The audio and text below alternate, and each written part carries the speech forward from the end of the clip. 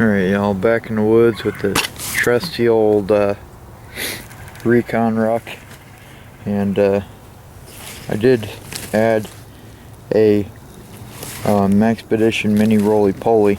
I need to get a better tie down because this one's just too big and loopy, but that's a nice pocket to hold the water bottle. I think I'm gonna get another one and put it on the other side too, but gonna be a nice night out tonight. I'm gonna try to do a little more bushcraft than I usually do, because normally I don't do hardly anything. But the campsite's looking nice, and I'm actually gonna pick up all these cords that are around. Like I said last time, I normally don't bring them home because I tend to forget them, but I got some with me that are gonna stay attached to the tarp, so I'm gonna get rid of all these lines and try to help clean up a bit. These fires are starting to wash away, so that's good. You can see little remnants of dark earth, but it's just charcoal on that, so that's good. That's starting to wash away. Gotta get that stump out of here and get this rope out of here, and then I'm gonna try to do some bushcraft stuff. Alright guys, camp set up. This is my new guy lines I was telling you guys about. They're like neon orange, and in certain light, like if you shine a flashlight on it, there's little silver strips in there that make this thing just glow. There's no way you can miss it. And I got one of those on all four corners, all of equal length, and I'm planning on eventually getting more because I want to have some extra in case I do go to, you know, take the edges all the way down to ground or whatever. I can do any configuration I want. I collected all the old stuff. I got my hammock set up here. I've got a few little magazines for reading material, headlights hung up, radio, flashlight, hammocks hung, all that good stuff. So now I'm just going to sit back and relax for a little while and kind of see what's going on. I don't think I need to light my fire yet. Guys, putting on my underquilt here, and for the people who are new to hammocking, you do not want this. You do not want this big air gap, otherwise this big expensive underquilt is useless, because all this cool air in the middle of the night will get down in here. So what you do is you got these little things here and you just cinch them up and it gets rid of that space. So I'm gonna go ahead and do that. And one of the things I did to help keep my underquilt right up against me in the night is you got these little Grosgain tabs on here, and I tied a little piece of shot cord. This one's got a carabiner, and this one has got a little piece of shot cord with a little mitten hook, so I can just take it on and off. And I put it up to the ridge line so that if I have my screen closed, it's not interfering. And I might even move this one down to here, just so it's not in my face when the, you know, because this might push it on the screen a little bit right against where my face would be. So I might put it down here. But yeah, so I'm probably gonna cinch that down, and then this one don't look too bad. This one don't look like there's hardly any gap. In fact, if anything, it might be a little too snug here. So anyway guys, that's what I'm doing right now. Fire's going good, and so that's it. I might practice with my new harmonica. This was a gift from my parents, Mississippi Harmonica Company, and this thing is a monster. Look how big this thing is.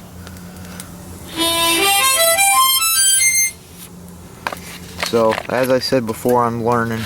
I'm not a pro or anything like that. I can't even hardly play a full song, but I'm practicing. I'm getting better. Alright guys, it's after 10 o'clock. Just stoked the fire for the last time tonight. Got a little bit of extra wood sitting here. But I think this big old honking piece right here, between that, this piece here, and then the pieces I got stuffed in there, I'm going to throw this guy back on there. Between those, I think I'll be good for the night. I don't know exactly what the temperature is, but it's in the low 50s right now. It's about 53, I'd have to say.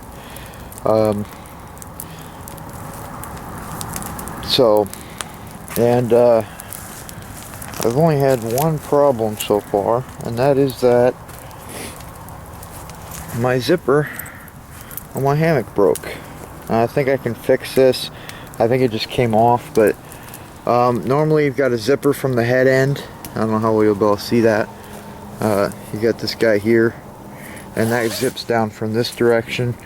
And then you've got one down here at the foot end, you're supposed to anyway, that zips down from this direction, and then they meet in the middle. And that makes it easy, you know, when you go to get out, you just zip it out both out a little ways and you get out. But with this out of the length, at least for now anyway, I have to take and zip that one clear down to the foot. I really don't have to, but there's flies and gnats and mosquitoes and stuff about, so I'm gonna go ahead and do it. So far it's been a good night. Seen some wild turkeys and some deer, and got plenty of cigarettes and all that kind of good stuff. And I've got some big trips coming up. So I got a 3-day Bushcraft USA meet. That's coming up in a couple weeks. And then I've got a 2-day paddle down a local river. And then I've got another thing coming up, and then I've got Boundary Waters trip coming up in July. And you know, the hammock won't be going for everything. The Boundary Waters will be a tent camping, just because a lot of the campsites there won't be trees. It'll be just solid granite ground, and I've got a little freestanding tent that I'll take with me for that. So that's what's going on. Hopefully I'll be able to get it fixed without any incident. It's kind of weird because I've been camping in these woods since 1986. There's that 26 years. So that's cool. When I first started camping down here, I didn't know anything about hammocks. I used a little dome tent that I got for Christmas, and I always asked for camping gear for Christmas, so I had a little Coleman lantern and a little Coleman dome tent, and of course that was, like I said, back in '86.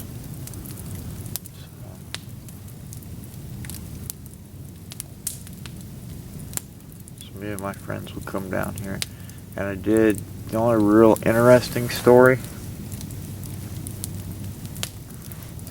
is one time behind me there's a gully, and it goes down, and then on the other side we always put our tents up down at the bottom of the gully. When I was a kid, I smoked.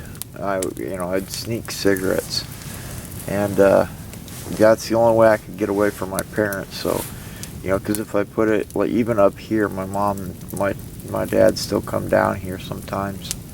Of course, now they know I smoke, but back then they, of course, I was a little kid. I was only 6 or 7 years old, and so I'd go down to the bottom of the ravine, and they wouldn't come down there, and so me and my friends were down there camping out one night, and we had a good fire going. And back then I was a little bit of pyro, and we had some gasoline, a little bucket of gasoline, and if our tent was set up where I'm at now, and the fire's there, then about 3 or 4 feet on the other side of that fire there would be a little creek running, and then not very wide at all. You could really just jump across it. And then there was another little ledge, and we had a good fire going about like this, and Then when you looked up and you were across the fire on the other side of the creek, you could see a whole bunch of eyes glowing from the firelight. You couldn't see what the eyes belonged to, but we're pretty sure they were coyotes from the, from the height and everything. And we got really scared, and we took that gasoline we had with us and threw it on the fire. And whatever the coyotes scattered. Of course, we've never had any problems with coyotes trying to hurt anybody. But just a little story that I remember as a kid. One of my first experiences camping out. And yeah, it was a fun time. Gone a long way since then from camping in a little dome town. I didn't have no sleeping pad or nothing. Just a real cheap sleeping bag from the 70s and a little dome tent and a Coleman lantern. That was pretty much the extent of my equipment. And we made the best of it, We had a lot of fun back then. Nowadays, I'm all grown up and I spend most of my spare money on camping equipment, this expensive stuff like this hammock, but I've learned that when you spend a little bit more money on your equipment, you tend to get more out of it. If I was going to go with like an Eno, I could sleep fine in an Eno, but I also don't have this nice bug net and that shelf, and it just, something about it, so I tend to spend more money, but you get more out of it. Especially now as an adult, I'm not big on sleeping on the ground if I don't have to. But Alright guys, as you can see, it's morning, sun's coming up. I slept pretty good. The fire went out quite a long time ago. Alright y'all, it's probably about 10 o'clock in the morning, and I've already been up and about, and I had to go to the store and get my pancake mix, and I'm gonna go ahead and add some water to this. I brought my GSI skillet. This is a real lightweight skillet that's got a non-stick coating. I've got my Optimus Crux there, and that's what I'm going to use.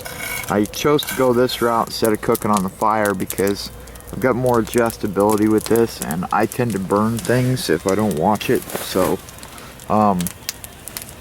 if I try to cook the pancakes over the fire, I'll tend to burn them. So I'm going to go ahead and get this stuff mixed up. It's just add water, shake, and pour. So buttermilk pancakes. And I try to shake it before, while it's still dry mix to try to break the clumps up. But alright guys, stove's going. I got it on low. And pan's greased up with Pam. And got this shake and pour mix.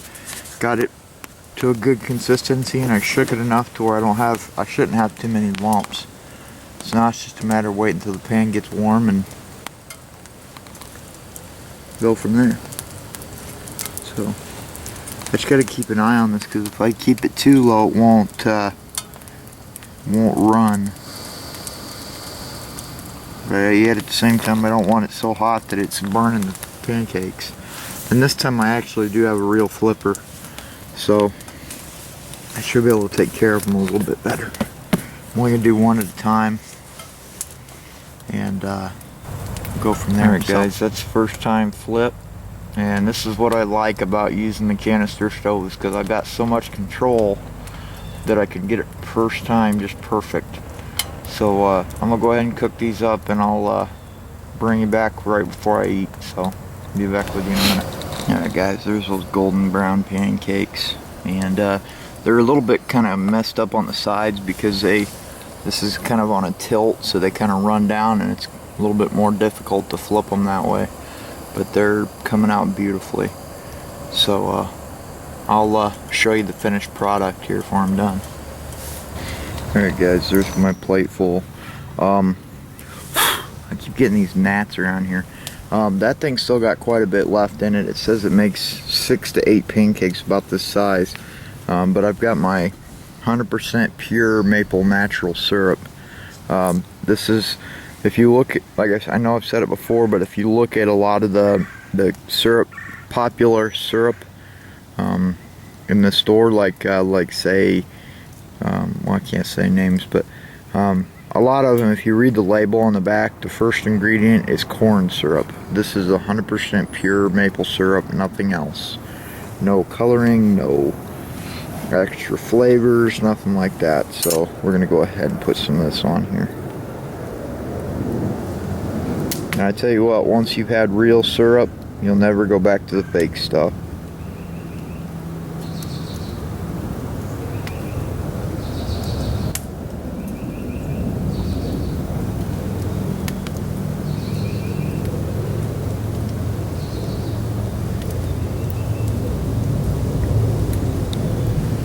Alrighty guys, that's it. I'm gonna go ahead and eat, and these stupid gnats. Alright guys, those were awesome. If I had more syrup I'd make more, but you gotta have syrup with pancakes. I'll do cleanup here in a little bit. I think I'm gonna do some basic bushcraft, maybe a pot holder. Maybe try a couple different traps or something. I don't know. I might not do nothing. I might just lay here and go back to sleep. But oh, that was a good breakfast.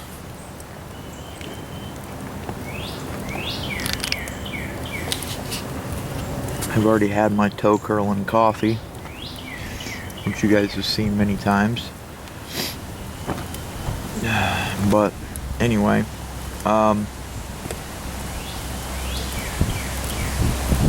yeah, anyway guys, I don't know what I might do. I'm gonna do something today. I don't know what. Alright guys, it's been about an hour and a half, and I made this little pot hanger here, just an adjustable. Got a little Y stick with a long stick, and it's flattened off there at the top, and that's my little adjustable support with little notches.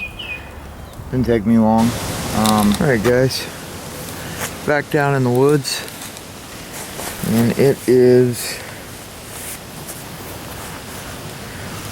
almost 1 o'clock, but I've got nothing to do today, nowhere to be. So I'm all zipped up in my hammock, sitting, you know, opposite of lengthwise. You know, there's the head end up there, and then that's the foot end, and I'm in the opposite way right now, but it's comfortable. So anyway, I'm gonna sit here. I'm gonna get switched around, but one of the games I like to play is let me find it here on my phone. Right there, Mahjong, or however you pronounce it. I love playing this game. So I'm gonna sit here and play this game until I fall asleep, and then I'm gonna just take a nap. So like I said, I got nowhere to be and nothing to do, so I can lay here and relax most of the day. So, alright guys, I'm packing up to take off. I just wanted to show how I was doing these guy lines.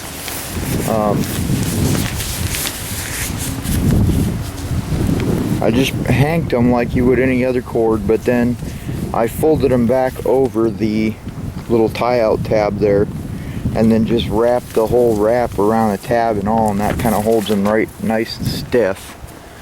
And I got to do the other side still, these guys back here. But every knot I use on these tie-outs is quick release. If I were to pull this tab, it would come undone. This is an Evenk hitch. I don't know if I showed that in my knot series or not. This is just a quick little round turn and a half hitch with a slippery on it. If I just pull on it, it comes undone. I can pull and it comes undone. This guy over here, this is the one I normally do if I have a good place, and again, the event hitch. But this guy, it looks like a big tangle of messes, but basically I just take and I pull, and it's undone, and then I pull and it brings it out of that loop. And the reason I got that loop in there, basically I stretch this, go around the tree, bring the tag end back through that loop, and then pull back this way.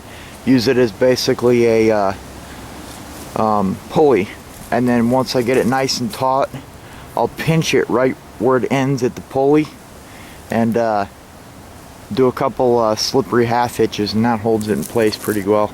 Keeps it nice and taut. So that's how I do my tarp lines.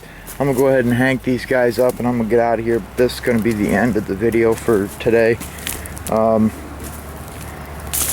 I feel like I haven't done anything I don't normally do. I mean, I come out here, I shoot a video of just basic camping stuff, and I feel like I'm doing the same video over and over.